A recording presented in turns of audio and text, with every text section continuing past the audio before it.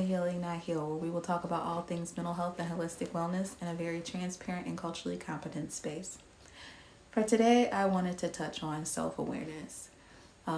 As I have reflected on my own self-awareness and introspection and observed the introspection and self-awareness of others based on my own preconceived notions, prejudices, judgment, those types of things. That's how self-aware I am, right? Um, and I'm not saying that to like gloat, like I'm just saying like I know the reality of my projection. That being said, some of the conversations that I have with myself and with peers who come to me for advice about, just things they struggle with, their own depression, their own anxiety, I have come to the realization that self awareness can either become your prison or your liberation. And I say that because a lot of women walk through their journeys with me, and of course, as a therapist and impersonally in life, I've noticed women that are very introspective and very self reflective do have a lot of depression and anxiety. And, when you're someone who lives in your head, it's very easy to become the bully of your own thoughts. And you start to question yourself or judge yourself or overthink situations or not feel safe or again, just a lot of things replaying in your head throughout the day. Just even the smallest interactions, the tone of people's voices, the shift in their eyes, the subtle breath that someone might take. When I say some people have the hyper focus of the environment around them, it's very stressful and overwhelming. You can create such a very tumultuous environment in your own head where it becomes your prison. And I know that it can get to that point because I've experienced it get to that point. And the liberation and what I found, especially because, now that I publicly talk about things on social media, I'm still willing to grow and evolve publicly. And the thing that I noticed about it is that I'm still in control of me, right? I think the self-awareness and knowing that the judgment, criticism, and thoughts that you project onto others and that you have on yourself have little to no meaning to the intent of what you're trying to say. And the truth behind what you're trying to say. Because, I know I can probably get judged or even judge myself sometimes about the things I may disclose or say on the internet that might sound as if I'm not as introspective or self-aware as I am, right? So I know that I have intrusive thoughts, and my intrusive thoughts are a symptom of a multitude of situations that I've probably already shared. However, I don't look at my thoughts judgmentally. I just am able to say, that's how I feel.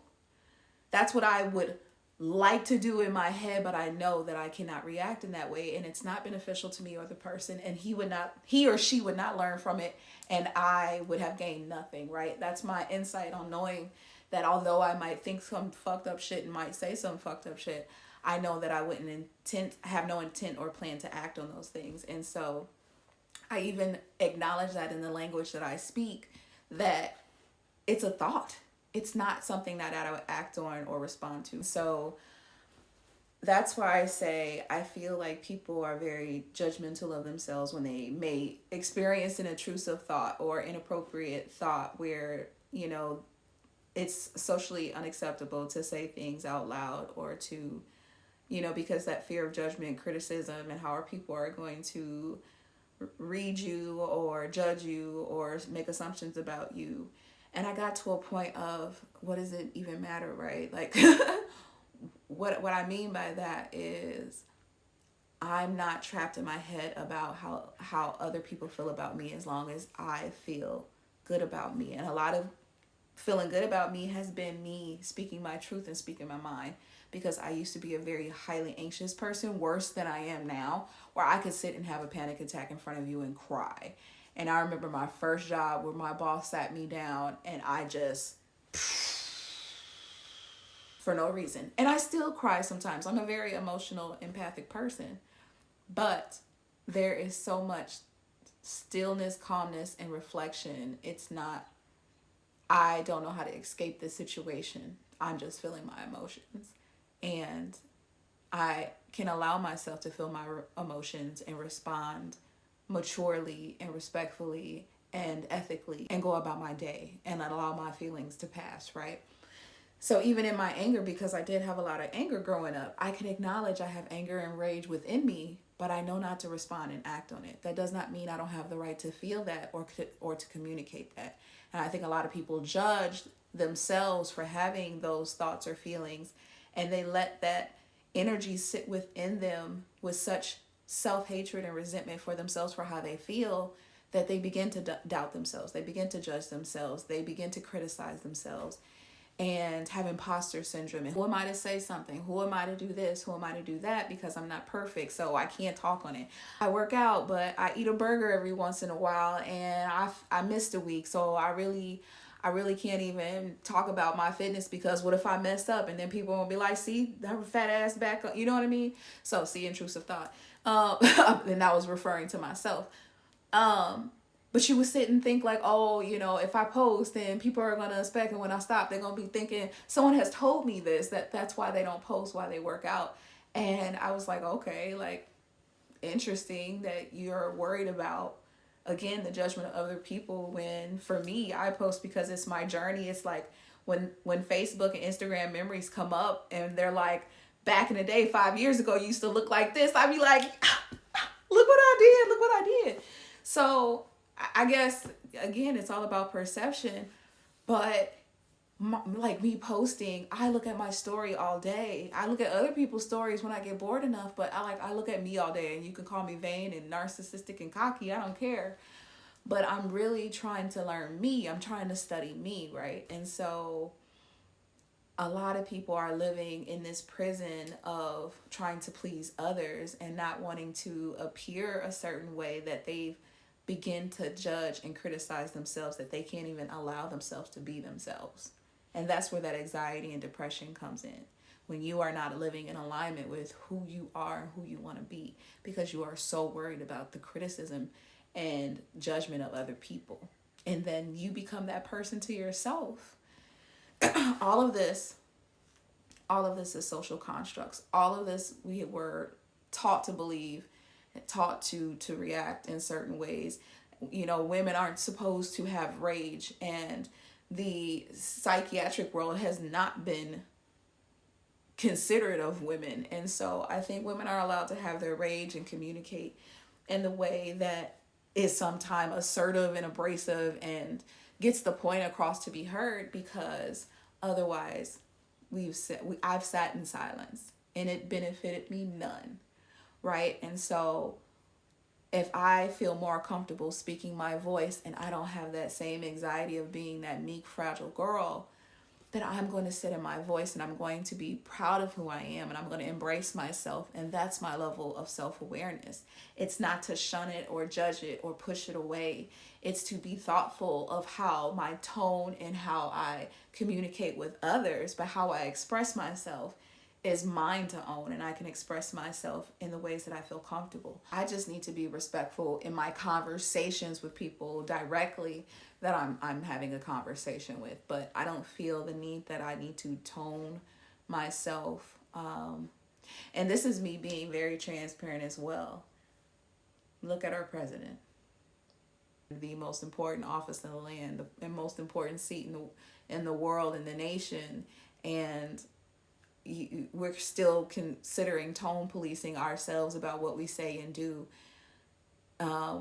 And I'm not saying like, oh, everything should get a pass, but I'm saying people are not living in their truths and not even wanting to live or grow openly because of the fear and judgment and criticism of others, not out of just self-protection and privacy and things like that, which I totally, completely respect. I do.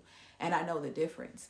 But there are people that will start something and not finish it, or, just have the feelings of imposter syndrome, or I can't, or, I'm going to fail, or what if I can't? And, things like that, where it's just like, have you tried? Or, what is the harm of trying and failing and trying again and failing again?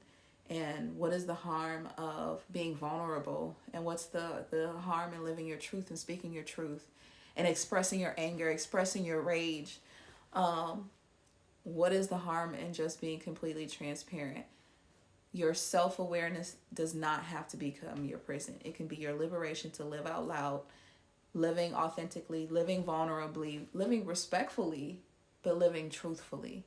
And we live in a society that does not like the truth, and they want to cushion it with nice pillows. And again, there's a way to deliver things tactfully, but truthfully and sternly and assertively, so that people understand your boundaries and where you're coming from.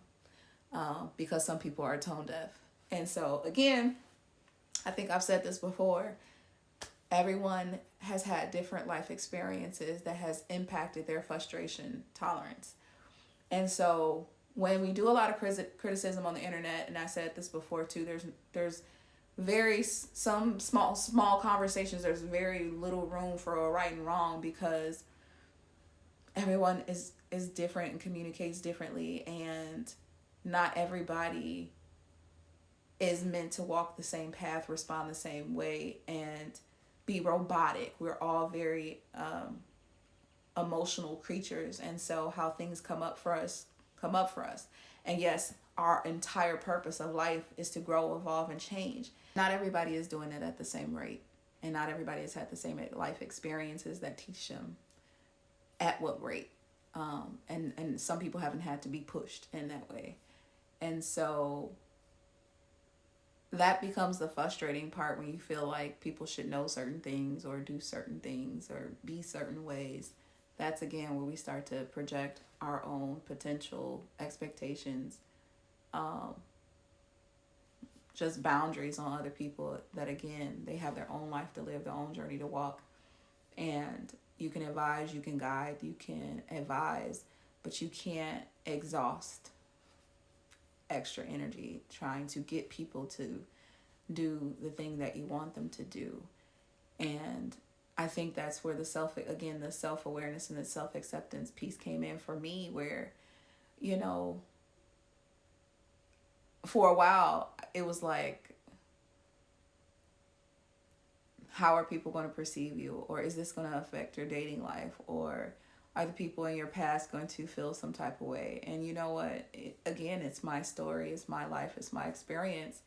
And I acknowledge that there's 3 sides to every story, right? My side, theirs, and the truth. And I can acknowledge that, right? And so I know that this is my platform and my space to speak my truth about my experiences and advise and guide and reflect in the way that comes from my perspective, from my lived experience. So I don't say it as this is fact, this is bond, and this is the guidance that you should take.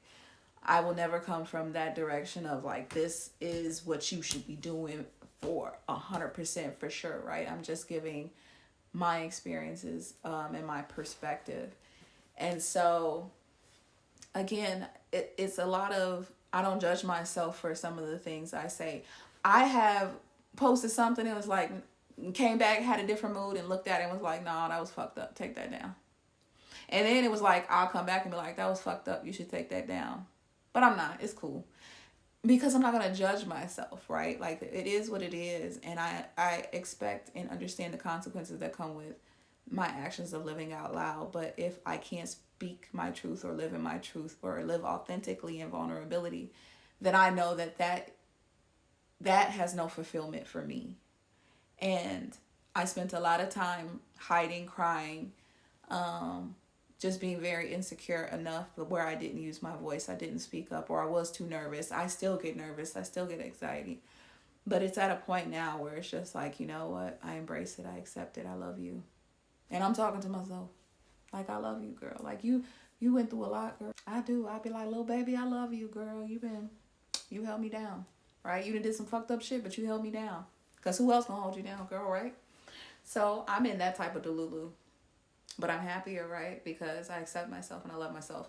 Despite my self-awareness, despite the introspection of like all the what ifs and the fears and the imposter syndrome and You know, even looking at the camera, I'm like, oh, you should look directly at the camera when you're talking. And you're like, you know, girl, you feel comfortable over here. You like looking at that picture on the wall to help you think. Okay, so I'm going to be myself and I'm going to be comfortable. And that's the part where I'm at, where I love how I'm embracing who I am, even if I'm doing it loudly, proudly, cringy, funny, rude. I know I'm bitchy. I can be all of the above, right? But I embrace all of it. I try my best to not be the let's fight girl, but I allow myself to feel my rage and my feelings because I have feelings and I'm going to allow myself to acknowledge them. I just know when and when not to react on them, right? So I hope that you too can become connected with your inner thoughts and inner feelings in such a way that you don't judge them. You just observe them. They're a cloud. They go by. You can laugh at them. You can.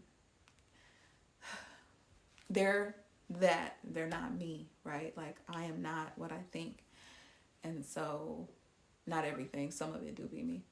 But I know not to judge every bit of me, right? I know that there is so much in me that's worthy of love, and I accept myself in my self-awareness. So I hope this was helpful for someone, even if it's just one person. Make sure you like, share, subscribe. Please follow me on Instagram at Healing Crown Counseling, and join me for Sound Healing Sundays at 8 p.m. live on YouTube, as well as Healing Not Healed every Thursday here. Thank you, Healing Fam.